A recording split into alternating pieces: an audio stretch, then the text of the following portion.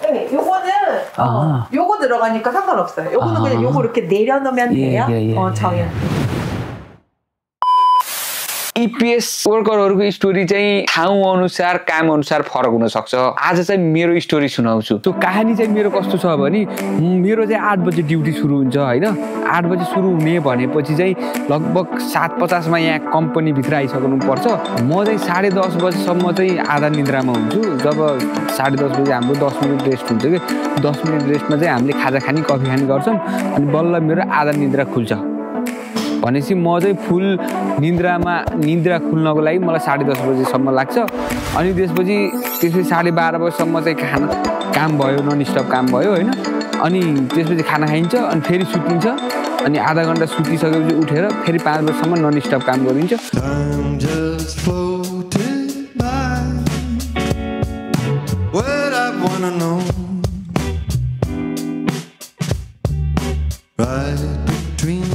These eyes is how I wanna go. Or something changed. I did. Maybe I was always there. All I wanna be. Something so good. 5 बजेसम्म यो non stop गर्नुपर्ने अवस्था छ। अनि त्यसपछि म चाहिँ कहाँ जान्छु भने साइक्लिङ। काम सकेर साथीहरू फुटबल कहिले ब्याडमिन्टन खेल्छन्, म प्राय साइक्लिङ गर्न रुचाउँछु। रुचाउनु भन्दा पनि अङ्ग अनि त केही छैन के यार। र त्यस्तै फुटबल खेल्यो भने काम गरे भन्दा बढी शरीर दुख्छ मेरो। त्यसैले अनि आजकल त यो ठाउँ आफ्नै लाग्न थालिसकेको छ। यो सानो खोला, यी खेतका फाँटहरू अनि यो ठाउँ लाग्छ सानैदेखि यही हुर्किएको हो कि जस्तो।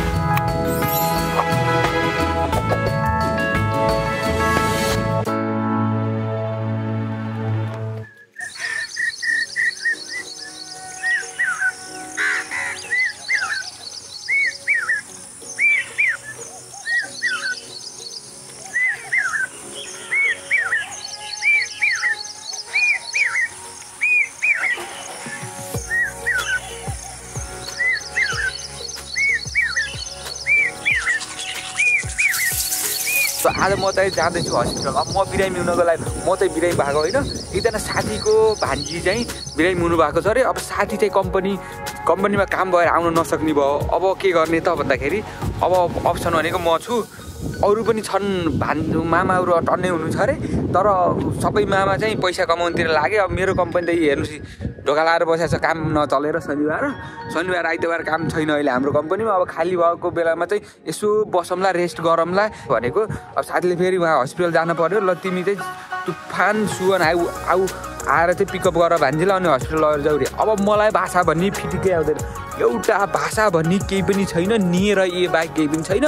अब यस्तो अवस्थामा हस्पिटल गएर अब हात दुख्या छ भनौँ भने नि हात कसरी दुख्यो, हात दुख्नुलाई के भन्छ त्यो पनि थाहा छैन, यो पनि थाहा छैन, त्यो पनि थाहा छैन। बट अब हस्पिटल लगेर जा रे। अब अर्जुन कता मैले यसरी हाल्न हुन्थ्यो। अब के अरे अर्जुनले मलाई भिडियो बनाएको छ। सो अब चाहिँ म ट्याक्सी मगाएको छु बिहान जुर्को उठेर। हिजो राति 12-1 बजेसम्म सुत्दैन। अब फेरि यो बिहानै उठेर हिँड्न परेको छ बिहान 8 बजेतिर। सो अब चाहिँ म अब रवाना हुन्छु उता के भन्छ यो सुवनसम्म। सुवन जानलाई हाम्रो ट्याक्सी चढेर 11,000 को ट्याक्सी चढेर ओसानबाट 1300 को कार्डमा ट्रेनमा सुवनबाट फेरि त्यो हस्पिटलको लोकेसनमा जान छ ट्याक्सी चढेर।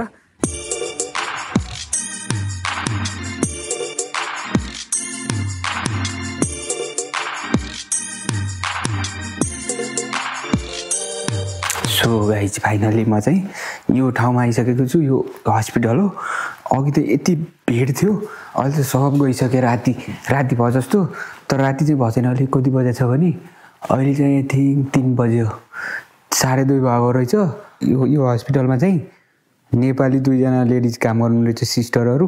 उहाँहरूलाई चाहिँ एकदम धन्यवाद भन्न चाहे, किनकि भाषा आउने थिएन। भाषा नआए पनि एभ्रिथिङ हामीलाई चाहिँ पुरै गाइड गरेर कहाँ जाने के गर्ने सबै कम्प्लिट गरेर अनि अहिले चाहिँ 1 बजे बिचरा सटरडेको दिनमा पनि काम सबै पुरै भ्याएर अनि उहाँहरू त ड्युटी छोडेर जानुभयो अनि म चाहिँ अब वेटिङमा छौँ अब यहाँ हेर्नु है यहाँ जति पनि छन् यतातिर कोठाहरू एभ्री सिङ्गल कोठाहरूमा बिरामी छ तर यहाँ कुर्ने मान्छे कोही पनि छैन म मात्रै बसेको हामी नेपालीको लागि उता हेर्नु त्यहाँ उता पारी एकजना गयो बिरामी हो तर त्यसको लागि चाहिँ बाहिर वेटिङको लागि कोही मान्छे पनि छैन कस्तो ठाउँ होला उनी आफै केयर गिभर गर्ने मान्छे हुँदो रहेछ कोरियामा के हुँदो रहेछ त्यो त मलाई थाहा भएन तर मान्छे कोही पनि छैन म चाहिँ अहिले वेटिङमा म चाहिँ वेट गरेर बसेछु बाथरुम जानु पर्यो यताउता जानु पर्यो त्यो समात्दिन पर्छ नि त त्यसको लागि त्यो स्ट्यान्ड हुन्छ नि त्यस्तो त्यो माथि सलाइन पानी चढाएको हुन्छ नि त्यो छोपिदिनु पर्छ अनि बिरामी चाहिँ भित्र छ बिरामीको हाल चाहिँ एकदम त्यो यस्तो यो ब्लगरमा नगरौँ स्टुडेन्ट भिसामा आएको भान्जी हुनु रहेछ साथीको भान्जी मेरो पनि भान्जी अनि त्यो भान्जी चाहिँ 1 महिना पहिला कोरिया आउनुभएको स्टुडेन्ट भिसामा 1 महिनापछि बिरामी भएर हस्पिटलमा अब सोच्नुहोस् त्यही भएर चाहिँ यो कुराले हामीलाई के सिकाउँदो रहेछ भने नि गाइज यदि स्टुडेन्ट भिसामा कुनै देश जानु छ भने सुरुमा नेपालमा जो फुल बडी चेकअप गरेर पुरै full body whole body checkup गरेर मात्र विदेश गएको चाहिँ राम्रो हुँदो रहेछ नत्र पनि अब ऊ भान्जीको हेर कस्तो भयो आएको 1 महिनामा पुरै त्यो पेटमा पानी जमेको रे फोक्सोमा पानी जमेको रे त्यो अहिलेदेखि होइन त्यो पहिल्यैदेखि त्यस्तो समस्या रहेछ कि नेपालमा अलिअलि झारझुर पार्यो नेपालमा अलिअलि झारझुर पार्यो त्यसपछि पठाइदियो गरे उता मेडिकलमा यता आयो अब यहाँ समस्या छ धेरै चिज आएर बोल्नु पनि हुँदैन हस्पिटलमा यहाँ यस्तो छ यहाँ डक्टरले चाहिँ के भनेको छ अरे भने यो मैले यहीँ इमर्जेन्सीमा यहीँ गर्छु भनेको छ अरे तर यहाँको त्यो जो सिस्टर हुनुहुन्थ्यो नि नेपाली उहाँले चाहिँ के भन्नुभएको छ भने योभन्दा अरू ठाउँ राम्रो ठुलो हस्पिटलमा लगेर जानुपर्ने भयो भन्नुभएको छ लगे पाए राम्रो हो भन्ने तर समस्या के हुँदो रहेछ नि यो हस्पिटलले चाहिँ रिफर गर्नुपर्छ अरे होइन डक्टरको सहमति अनुसार नत्र त्यो अर्को ठुलो हस्पिटलले पनि एडमिट गर्दैन अरे के अनि त्यही भएर चाहिँ अब पर्खिन पर्ने अवस्था भयो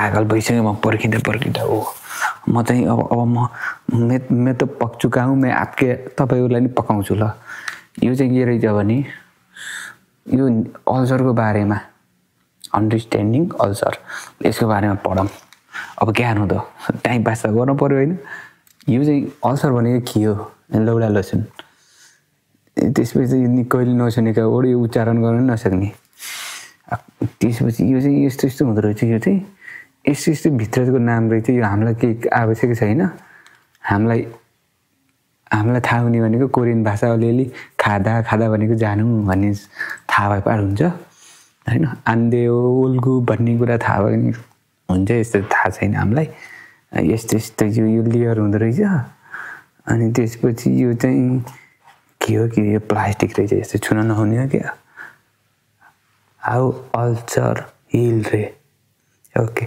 अल्सरको स्पेलिङ यस्तो हुँदैछ अल्सरको स्पेलिङ कस्तो हुँदैछ मैले फर्स्ट टाइम थाहा पाएँ यस्तो हुँदो रहेछ म देखाउँछु ल अल्सर भने मैले एबाट सुरु हुन्छ भने चाहिँ सोचेको थिएँ अल्सर भनेको युबाट सुरु हुँदो रहेछ यहाँ यु अल्सरको रिजन के रहेछ भनेको मेन भनेको ग्यास्ट्रिक रहेछ दोस्रो चाहिँ एसिड के हो थाहा भएन त्यसपछि अलिकति क्लोज लुक रे के भएको यस्तो यो ओ रिकभर चाहिँ यस्तो के हो थाहा छैन। मैले चाहिँ भित्तामा यो डक्टरको नेक्वाको डक्टर चाहिँ यो किमछुङमो ख्वाङजाङ भन्ने किमछुङमो यो चाहिँ। त्यसपछि यो चाहिँ छुङमुम फासिल रहेछ। छङमुम फासिल भने के मलाई थाहा छैन। यो त छङसन खुन नेक्वा के भनेको छिन्सिरिउ। तर यहाँ चाहिँ इन आउट भन्ने चाहिँ हुनुहुन्छ। इन आउट डक्टरभित्र छ कि बाहिर छ भनेर यस्तो बाहिर हुनुपर्ने नि छैन त्यस्तो रहेनछ। यो चाहिँ रिसिप्सन रहेछ यतातिर। तर सिस्टम त नेपालको जस्तै हुँदो रहेछ होइन। यहाँको जस्तो सिस्टम कपी गरेर नेपालमा छ होला कि। कोरियामा कस्तो हुन्छ भने गाइज अलिक अँधेरो छ। यो छुङ्गी कप हो होइन छुङ्गी कप पानी खाने कप चाहिँ यस्तो छुङ्गी कप छ यार। यो यस्तो काचक हुन्छ कि चाहिँ यस्तोमा थाप्ने यसरी यति खाइदिने छुङ्गी कप 이거 다 뺐어요. 이거는. 지금은 이거 끼진 않았는데? 지금은 저것만 들어가는데? 그래요? 이거 없어요. 지금 없어서 이거 없어서 이게 지금. 그거는 없어요? 네. 없어도 돼요 이거? 네, 요거는 요거 들어가니까 상관없어요. 요거는 그냥 요거 이렇게 내려놓으면 돼요. 저희한테 요것만 들어가면 돼요. 네. 그리고 अहिले चाहिँ लगभग रातिको साँझको साँझको चाहिँ 6 बजिसकेको छ होइन। अनि एकजना श्यामदाई भन्ने हुन्छ। श्यामदाई 5 बजे आउने अनि 5 बजे आएर चाहिँ उहाँलाई चाहिँ त्यो केयर गर्ने के कुर्नी होइन हस्पिटलमा चाहिँ कुर्नी भनेको। अनि उहाँदेखिको फेरि 3 घन्टा ओटी भयो अरे। 3 घन्टा ओटी छ भाइ म त कसरी आउने मेसिन बिग्रेर तनाव भयो भन्दै थिए। उनी आउन नसक्ने भए। अनि अर्जुन यहाँबाट लगभग 2-3 घन्टा टाढा छन्। उनी आउन सक्ने पोसिबल छैन। अब राति के गर्ने भनेर अब बचेको म भए होइन। म हिजोदेखि नसुतेको मान्छे अब आज पनि गरेन नि पर्सि मेरो हप्ता दिनभरि म काम गर्न नसक्ने छु। अनि यता डक्टरलाई फोन गरेर बुझेको चाहिँ डक्टरले चाहिँ के भन्यो भने अब कुर्न पर्दैन केही खानेकुराहरू केही छ भने ल्याइदिएर राखिदिनु। अरू चाहिँ यहीँ केयर गिभर जति जसले गर्छ नि नर्सहरू उनीहरूले हेर्छ भनेपछि म चाहिँ निक्लिन लाएको थिएँ। परेपछि चाहिँ सब गरिँदो रहेछ यार। पुरै के एभ्रिथिङ गरिँदो रहेछ क्या परिसकेपछि होइन। अब मलाई चाहिँ खासै बाहिर जाने यताउता केही खासै आइडिया चाहिँ छैन होइन। अब केटाहरूसँग जाँदा त रमाइलो गर्दै उसले ल यता जाऊँ उसले उता जाऊँ भन्छ नि त होइन। तर एक्लै हिँड्न पर्यो यताउता भएपछि त त्यत्रो हस्पिटल खोजेर गएर त्यहाँ के हो कहाँ हो। तर सिस्टम त सब सेम नै हुँदो रहेछ कि। जस्तै नेपालमा जस्तो अब यति नम्बर कोठामा एक्सरे यति नम्बर कोठामा चाहिँ युरिन चेक गर्ने यति नम्बर उसमा चाहिँ यस्तो रगत चेक गर्ने जस्तो त्यो हुन्छ नि लाइक हो त्यस्तो रहेछ।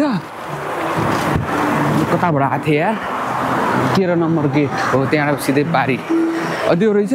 अब म चाहिँ राति साँझ भइसकेको छ यार। अब सिधै म चाहिँ त्यहाँ गएर पार्सल छोडिदिएर फर्केर आउँछु। अनि त्यसपछि अर्जुनलाई चाहिँ ह्यान्डओभर गर्ने हो। अर्जुन चाहिँ आज आउन सक्दैनन् रे।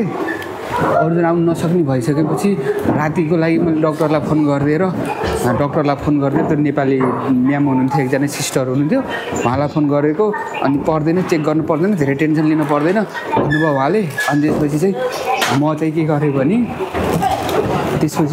गरेँ भने निक्लिन थालेको होइन। सो हतार भइरहेको छ। यस्तै छ स्टोरी मेरो। मन्डे टु फ्राइडे काम साँझमा साइक्लिङ सटरडे सन्डे कहिले कता यसरी नै बितिरहेको छ मेरो लाइफ कोरियामा। आजको ब्लगमा खासै केही थिएन। नेक्स्ट ब्लगमा त्यही खासै भन्ने कुराहरू लिएर आउनेछु। च्यानललाई सब्सक्राइब गरेर जानु होला।